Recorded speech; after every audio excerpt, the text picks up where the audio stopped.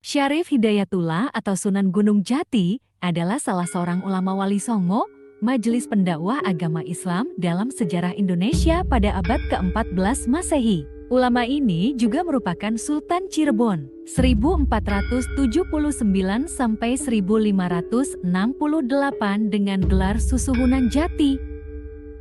Sunan Gunung Jati lahir adalah putra Sultan Syarif Abdallah bin Ali Nurul Alim, Pangeran Mesir yang menikah dengan Nyai Rara Santang, putri Prabu Siliwangi dari Kerajaan Pajajaran.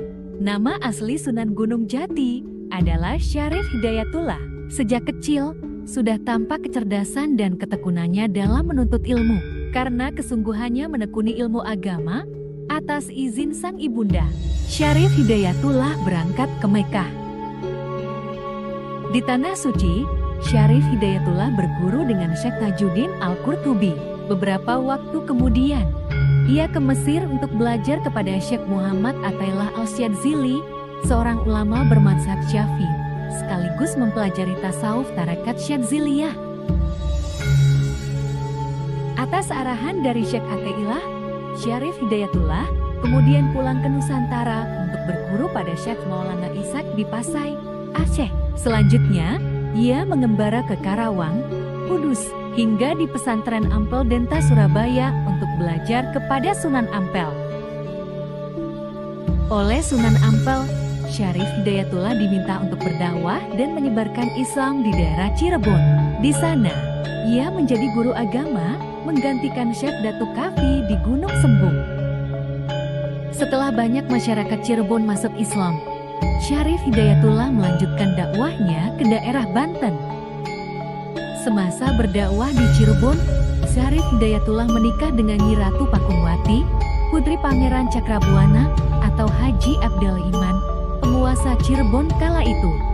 Dalam buku Atlas Wali Songo 2016 yang ditulis Agus Sunyoto diungkapkan, atas bantuan mertuanya, Syarif Hidayatullah mendirikan sebuah pondok pesantren dan mengajarkan Islam kepada penduduk sekitar. Oleh para santrinya, Syarif Hidayatullah dipanggil dengan julukan Maulana Jati atau Syekh Jati. Selain itu, karena ia berdakwah di daerah pegunungan, ia digelari sebagai Sunan Gunung Jati. Setelah Pangeran Cakrabuana meninggal dunia, tampuk kerajaan Cirebon dilanjutkan oleh menantunya yakni Sunan Gunung Jati. Duduk di kekuasaan, dakwah Sunan Gunung Jati beriringan di jalur politik. Ajaran Islam berkembang pesat di Cirebon, Sunda Kelapa, Banten, dan banyak daerah di Jawa Barat. Untuk memperluas syiar Islam, Sunan Gunung Jati menikah dengan Nyai Ratu Kaunganten, putri Bupati Kaunganten, Banten. Salah seorang anaknya, Maulana Hasanuddin, kelak meneruskan dakwah ayahnya sekaligus menjadi Sultan Banten. Cirebon juga menjalin hubungan dengan Tiongkok. Diceritakan, Sunan Gunung Jati juga menikahi putri Kaisar Sina Hongjie dari dinasti Ming yang bernama Ongjian. Usai menikah dengan Syarif Hidayatullah, ia berganti nama Nyimas Sumanding. Dakwah Islam yang dilakukan Sunan Gunung Jati kian kokoh berkat kerjasama dengan banyak kerajaan tersebut.